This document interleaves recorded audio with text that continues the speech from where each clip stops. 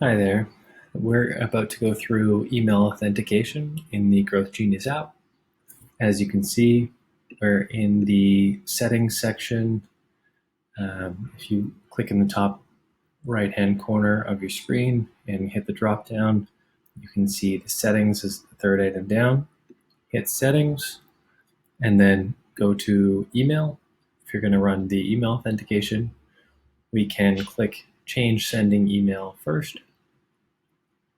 Type in the email that you'd like to authenticate with. I'm actually going to do .io. Hitting authenticate and running through our authentication workflow. Just allowing messages to be sent on our behalf programmatically. And you get this message to say that the email has been successfully authenticated. And that's email authentication.